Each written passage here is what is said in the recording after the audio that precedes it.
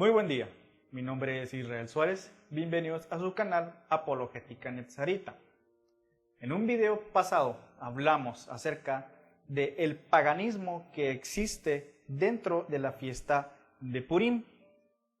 El día de hoy vamos a hablar acerca del origen del Maguen David, es decir, la estrella de David, y la Hamza, así como también de la Kipá, donde ahora sí vamos a entrar en profundidad sobre cada uno de estos temas y conoceremos su origen histórico y cómo es que fue trascendiendo en la historia hasta nuestros días. Primero vamos a hablar sobre la Maguen David o estrella de David, que es el escudo de la bandera del Estado de Israel. Al respecto de ella, Gershom Scholem, uno de los más grandes eruditos judíos de nuestro tiempo, que fue investigador del misticismo judío de la Kabbalah y uno de los fundadores de la Universidad Hebrea de Jerusalén, conjunto un estudio exhaustivo sobre la historia de la Maguen David, concluyó lo siguiente: la Maguen David no es un símbolo judío y por lo tanto no es un símbolo del judaísmo. Se preguntó unos meses después de creado el Estado de Israel si la estrella de David era digna de figurar en la bandera de Israel. La primera afirmación del estudio fue que no cabe duda que este no era un símbolo del judaísmo. Nació en la magia judía, distante de la Kabbalah y más antigua que esta. La magia fue un fenómeno recíproco con otros pueblos vecinos. Este dibujo mágico, dice el autor, servía para defender al hombre de los ataques de espíritus malignos, y era en principio dos estrellas diferenciadas, sobre la leyenda judía del poder del rey Salomón, sobre demonios y espíritus malignos, y un anillo mágico que éste empleaba. Nació el nombre de escudo de Salomón para este signo, inserto en dicho anillo mágico. Al parecer fueron los árabes, los de la Edad Media, quienes difundieron esta denominación que mantenían al demonio a raya, entre ellos la estrella de triángulos invertidos. Maguen en hebreo significa escudo. Este fue el sentido que el símbolo tuvo para las masas judías en el siglo XIX. El sabio de la secta de los caraítas, Yehudá Hadasí, fue el primero que llamó a este signo Maguen David en uno de sus libros. En el libro de Rabbi Jamai Vitai se encuentra el dibujo de la Maguen como un talismán, a prueba de cualquier cosa. También lo llama identificándolo a Salomón, como es recurrente. Reuben Kashanin escribe en una página del Misterio de Exteriores de Israel que en 1354 los judíos de Praga fueron autorizados por el emperador Carlos IV a exhibir una bandera roja con una estrella de 6 puntas, que posteriormente sería llamada Maguen David o escudo de David. Pero los estudios más serios reflejan que la Maguen David en realidad es más antigua y es la estrella de Moloch en Renfán.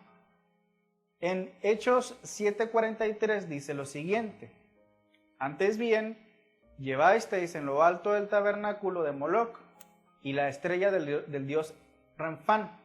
Las imágenes que hicisteis para adorarlas os transportaré, pues más allá de Babilonia. Esto también lo podemos ver en Amós 5:26.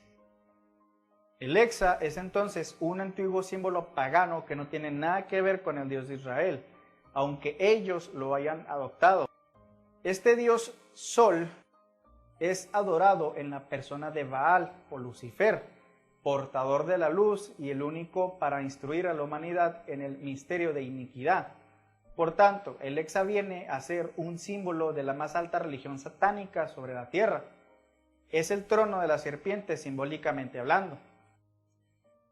Gershom Scholem afirma que el hexagrama desciende del paganismo y que en realidad nunca fue la estrella de David. Si hay judíos de los que podemos aprender, entonces el señor Scholem es uno de ellos. Él dice lo siguiente: El hexagrama no es un símbolo judío y no representa ninguna esperanza. Él sigue diciendo, aunque tiene alguna conexión emocional con algunos judíos piadosos en todo el mundo, antes ocupaba más bien un lugar de temor representado por la magia. También hay que saber que la Magen, o la conocida Magen de David, es también utilizada en otras religiones, incluso aún más antiguas que en el judaísmo rabínico que floreció en la Edad Media. Por ejemplo, en la India, el hexagrama, la estrella de David de 6 picos, es conocida como Surya Yantra. En el hinduismo, Surya significa la luz suprema. No es coincidencia que este nombre sea muy parecido a otro nombre de Satanás. A su vez, Yantra significa instrumento o máquina, por lo cual Surya Yantra, lo que significa instrumento de la luz suprema, ese es el significado. Actualmente la estrella de 6 picos es llamada la estrella de Vishnu, reflejando una unión cósmica entre Kali y Shiva, que son deidades del hinduismo. Una estrella de 6 picos fue encontrada en Kataragama, Sri Lanka, un famoso sitio de peregrinaciones para ambos hindúes y budistas. El grabado es fechado en el siglo III antes de nuestra era. Este grabado es encontrado en el Museo Fur Bolkenkude, Basilia. Por ejemplo, un seguidor de la deidad hindú de Krishna, Swami Karasinga, en uno de sus escritos dice lo siguiente. Este artículo es sobre los orígenes de Satkona, la estrella de Goloka o el yantra de Goloka, su trascendental significado, su uso histórico en los Vedas y otras ancianas culturas, su uso en la cristiandad e islam y su eventual adopción en el judaísmo en el siglo XVII como un símbolo popular del judaísmo. Por ejemplo, también la estrella de David o la Magen David también es usada en China, que es la estrella de 6 picos, aparece en el libro de los cambios, que es uno de los más ancianos documentos chinos donde aparece la estrella de 6 picos. En este libro de los cambios contiene un sistema adivinatorio comparable a la geomancia, que es la adivinación de la Tierra. Por ejemplo, Fu Xi, uno de los primeros regidores de China, entre el 2852 al 2738 antes de nuestra era, dijo que recibió por revelación sobrenatural los trigramas organizados como hexagramas. Entonces también a través del Imperio Romano han sido encontrados decenas de descubrimientos arqueológicos con la forma de 6 picos. Más de 10 de esos mosaicos fueron descubiertos en Pompeya, Italia, en el monte Vesubio. Uno de los más impresionantes mosaicos encontrados muestran la estrella de 6 picos junto a la esvástica, como lo podemos ver en esta imagen. Entonces, entendamos que la estrella de David o la Magen David no solamente se utiliza en el judaísmo, sino también utilizada en otras religiones, debido a que es una estrella aún más antigua que el judaísmo rabínico, o incluso más antigua que el tiempo en el que apareció Yeshua, y que a la posteridad el paganismo que adoptaron los judíos en Babilonia lo agarraron y lo introdujeron en la religión de Israel, a lo cual pues también se les recriminó por esto. Ahora bien, vamos a ver otro amuleto o símbolo que se usa en el judaísmo rabínico, que es la hamsa, que es también conocida como una manita que tiene un ojo. Este amuleto o talismán es pagano y es conocida como hamsa y fue portado por los cartagineses desde el 820 antes de la era común como atributo de la diosa Tanit, la consorte de Baal, equivalente a la diosa fenicia Astarte, Ishtar en Babilonia o Astarot. Usado por los musulmanes también la hamsa para evitar representar la imagen de seres divinos, profetas y otros personajes religiosos.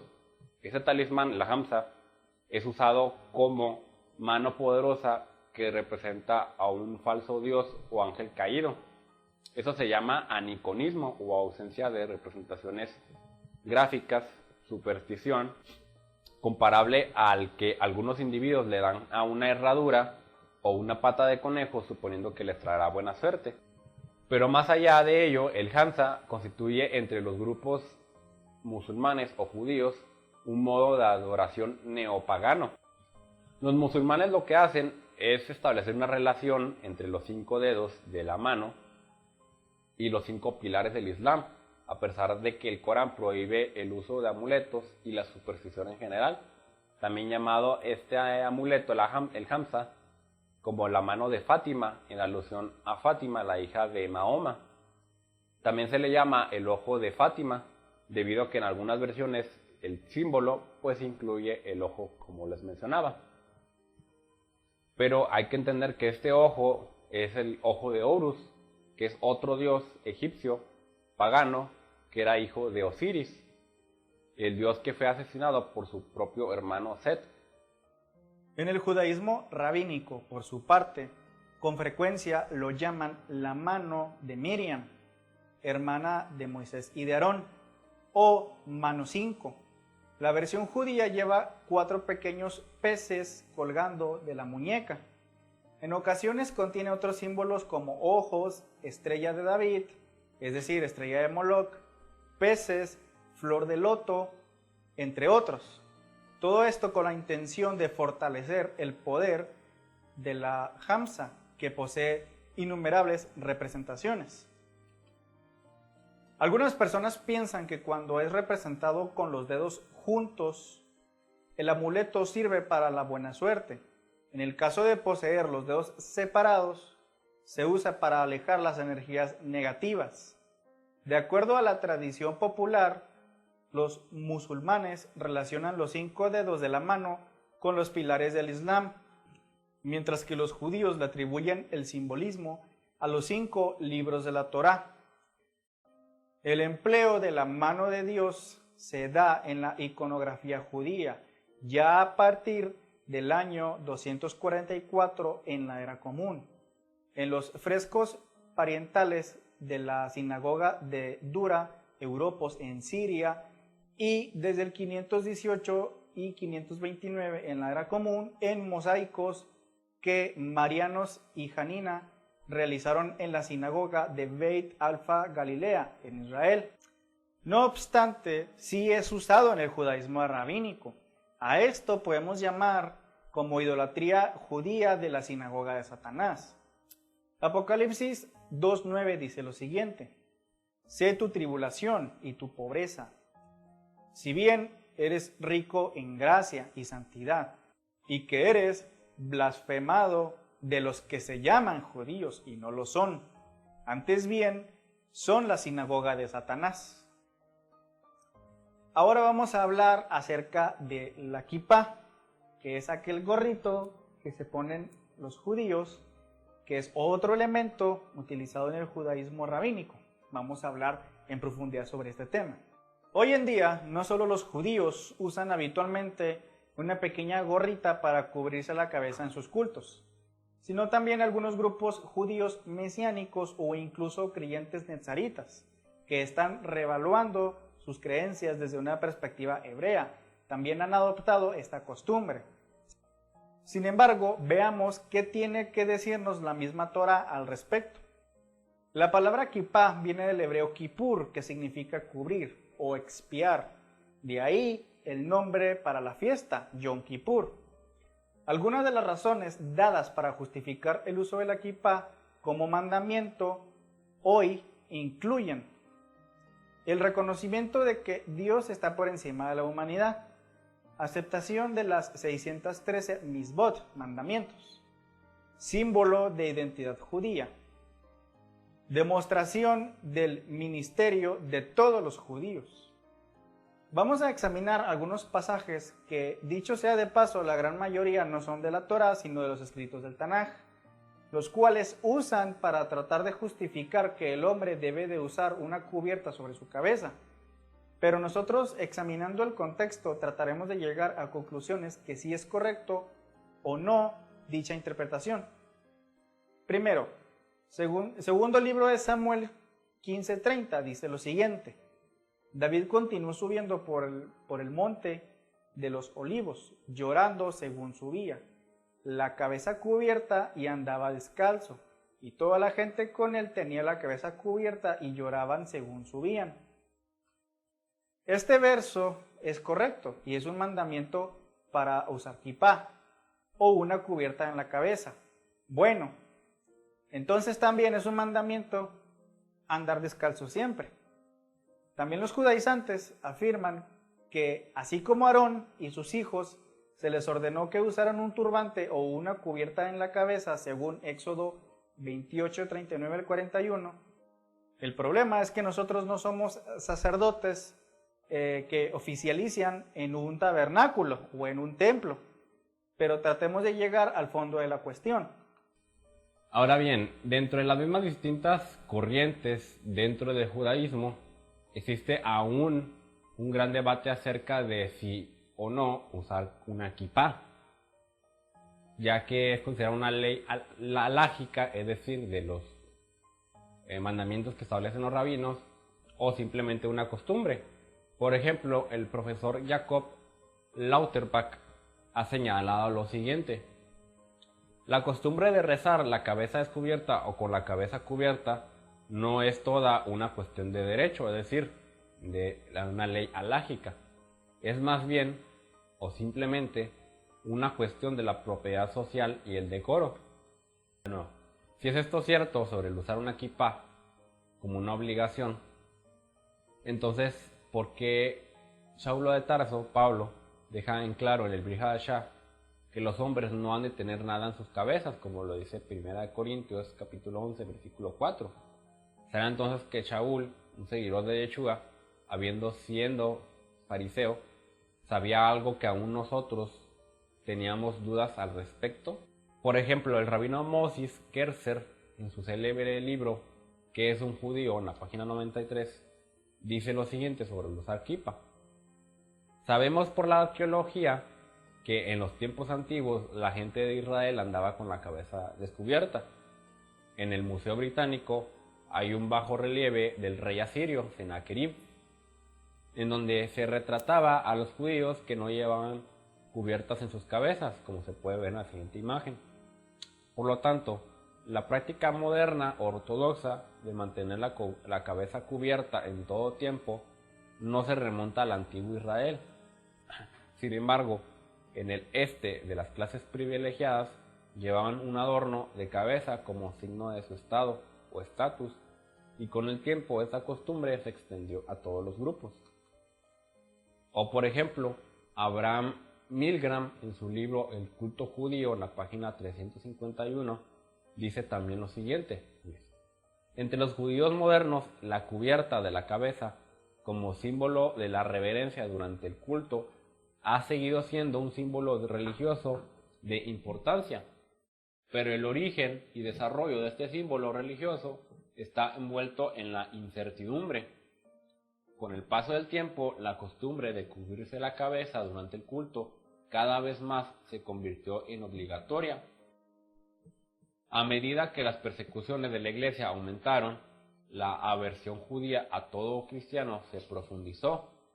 El descubrimiento de la cabeza se asoció con la etiqueta iglesia o cristianos, y por lo tanto se convirtió en repugnante el adorar, o incluso para andar con la cabeza descubierta fue considerado como imitación de los cristianos y un acto de irreverencia a Dios. Por el contrario, el cubrirse la cabeza se convirtió en un acto de piedad judía. Por conveniencia, la bóveda del cráneo o kipá se adoptó. Entonces eso también nos da un parámetro de entender cómo es que con el paso del tiempo eso se convirtió más bien en una costumbre y no tanto como un mandamiento que se pueda hallar en la misma Torá. No obstante, en donde sí podemos ver claramente que es una ordenanza el acto de cubrirse la cabeza. Bueno, eso lo vemos en el Talmud, en escritos rabínicos y no en la Torá. Por ejemplo, en el Tratado de Kiddushin 31a dice, la Gemara explica, Rabí Jonán ben Yoshua nunca se acercó 4 codos, es decir, más de 2 metros, con la cabeza descubierta. Él explicó: debido a la presencia divina, la Shejina está siempre por encima de mi cabeza, debo actuar con respeto. O también en otro escrito dice lo siguiente: en cuanto a la obligación de llevar una kipa, halágicos expertos coinciden en que es una costumbre. La opinión predominante entre las autoridades rabínicas es que esta costumbre ha adquirido una fuerza de ley. Eso lo dice el Shulchan Aruch, Orah Chaim 2.6. Como usted acaba de leer, el usar una kipa o cubrirse la cabeza, ya sea para orar o para salir a todos lados, no está sustentada en la Torá. Por lo tanto, el enseñar y practicarlo como mitzvah, mandamientos, es seguir y enseñar mandamientos de hombres, es seguir tradiciones rabínicas, es seguir sus takanot, sus geserot, sus preceptos, sus leyes, sus normas internas como religión, y es apartarse del mandamiento escrito, manifestando con hechos que están identificados con los mandatos rabínicos, demostrando un compromiso con todo lo relacionado con la halajá rabínica y no con la enseñanza de Yeshua. Si usted está saliendo de un conjunto de normas, tradiciones paganas del cristianismo y mandatos de hombres, para una vez liberados volverse a ser esclavos de otros hombres, usted está aún a tiempo de la religión esclavizante, de llevar una levadura rabínica donde los están metiendo. Y peor aún, la kipa, que es el gorrito que hablamos, es muy parecido al que usa el papa, que se llama solideo papal, o al de los musulmanes, que se llama kufi. Entonces es seguir prácticas que son muy parecidas a las demás religiones, y es hacerse esclavos de las religiones, de los mandatos de hombres, y no obedecer lo que está escrito en los mandamientos de Dios. Entonces esto es para que ustedes, hermanos, puedan aprender sobre cómo es que se originan estas costumbres, prácticas, amuletos, símbolos que usa el judaísmo rabínico, pero que a su vez también vienen del paganismo, igual como es usado o es practicado en el cristianismo, que también viene del paganismo. El punto a lo que vamos es de que sigan solamente lo que está en la Torá y no en los mandamientos de hombres. A manera de resumen, es como comprendemos entonces que la mal llamada estrella de David ha sido utilizada en religiones antiguas, que con el paso del tiempo se fue adhiriendo a la fe de Israel. De esta manera surge, por medio de mandamientos de hombres y costumbres de hombres, más que nada de fariseos, el utilizar la mal llamada estrella de David. Asimismo, aprendimos el día de hoy que la Hamsa viene a también ser un símbolo místico cabalista que tiene sus orígenes de dioses babilónicos, incluyendo dioses egipcios, como lo que es el ojo de Horus. Así que nosotros invitamos a los hermanos creyentes en Yeshua que todo este tipo de simbología la saque de su fe y de su vida, puesto que pensando que a lo mejor viene protección o bendición, es todo lo contrario. Viene maldición al momento de nosotros echar mano de símbolos para pensar que vamos a ser bendecidos. De igual manera, nosotros invitamos a todos los hermanos creyentes en Yeshua que se abstengan de utilizar este gorrito, el cual se llama kipá, puesto que yo he conocido personas que cuando cuestionan lo que es el cristianismo y entran a las raíces hebreas, piensan que por el hecho de que el actual judío utiliza el gorrito llamado kipá y que están en lo correcto o que están haciendo lo correcto o que están obedeciendo el mandato de Dios, consideran que ellos también tienen que ponerse ese gorrito llamado kipá. Pero no es así. Ya vimos que en el siglo I, en la época de Yeshua, los judíos no utilizaban nada en sus cabezas. Fue posterior el uso de la kipá. De hecho, se oficializó en el siglo V. Y esto ya tiene que ver, o también tiene influencia, el hecho de que el Talmud fue de los primeros escritos que empezaron a oficializarlo. Entonces hay muchas películas que yo he visto que son de la vida de Yeshua y que ponen judíos con kipá, y esto es caer en un anacronismo, porque ¿cómo le vamos a poner kipá a una persona del siglo I si todavía no se utilizaba? Entonces hay que tener mucho cuidado. Nosotros invitamos a todos nuestros hermanos que siguen la página de Apologética Netzarita a que se cuiden de estos símbolos y sobre todo de la kipá. Si estamos saliendo de mandamientos de hombres, hay que tener cuidado de no caer en otros mandamientos de hombres, de fariseos, de rabinos, que merman la fe en Yeshua. Si este video te gustó, yo te invito a que le des like, lo compartas y te suscribas.